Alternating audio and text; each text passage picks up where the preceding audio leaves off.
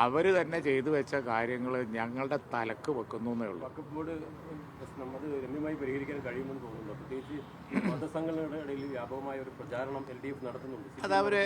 അത് ആ പ്രചരണം വെറുതെയാണ്. കാരണം എന്താണെന്ന് വെച്ച് കഴിഞ്ഞാൽ ആരും ഇവിടെ ലീഗോ കോൺഗ്രസോ അല്ലെങ്കിൽ UDF ആരും തന്നെ ഒരു നയ വ്യത്യാസം വഖഫ് ബോർഡിൽ സഹോദര സമുദായങ്ങളുടെ പ്രാതിനിധ്യം സംബന്ധിച്ച് പാർലമെൻറ്റിലും പുറത്തുകൊടുത്ത ആ സമീപത്തിന് എതിരായ ഒരു സ്റ്റാൻഡ് നയപരമായി ആരും എടുത്തിട്ടില്ല.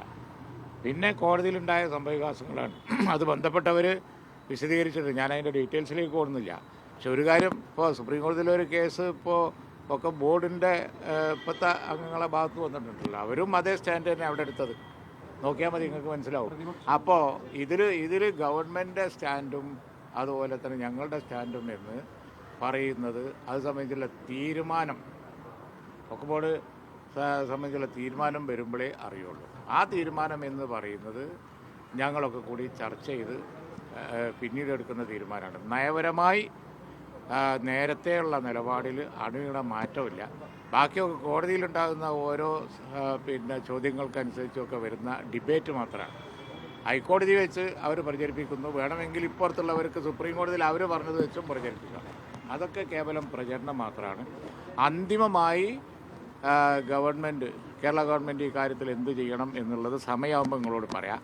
അപ്പോഴേ ഈ കാര്യം സംബന്ധിച്ച് അഭിപ്രായം പറയാം. അതുകൊണ്ടാണോ ഇത്തവണ പ്രതിപക്ഷ PMശ്രീയിലായാലും വഖഫ് വിഷയത്തിലായാലും ഒക്കെ കൈവിട്ട ന്യൂനപക്ഷ വോട്ടുകൾ തിരിച്ചു പിടിക്കാനുള്ള പൊളിറ്റിക്കൽ ശ്രമമാണോ?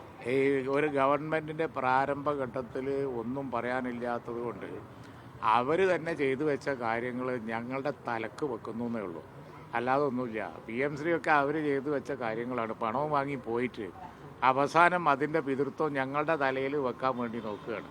അതൊന്നും ഈ നാട്ടുകാർക്ക് അറിയാം നല്ലവണ്ണം. അതുപോലെ തന്നെ ഈ വഖഫ് ബോർഡ് വിഷയത്തിലും അങ്ങനെ തന്നെ. സുപ്രീം കോടതിയിൽ അവർ പോയി പറഞ്ഞ എന്താ നോക്കിയാൽ മതി. അപ്പോൾ ഇതൊക്കെ ഇവർക്ക് വേറെ ആയുധങ്ങളൊന്നും ഇല്ലാത്തതുകൊണ്ട് എടുത്ത് പ്രയോഗിക്കുകയാണ്. ഇതൊക്കെ അവർ ചെയ്തു വെച്ചതാണ്. ഈ വിന മുഴുവൻ അവരുണ്ടാക്കിയതാണ്. എന്നിട്ട് അതിൻ്റെ മുഴുവൻ പാപഭാരം UDF ഗവൺമെൻറ്റിൻ്റെ തലയിൽ കെട്ടിവെക്കുകയാണ്. അത് യേശൂല. ഞങ്ങൾ വർത്തമാനം പറഞ്ഞു തുടങ്ങിയ കാര്യങ്ങളൊക്കെ ബോധ്യമാവും. ഓക്കെ.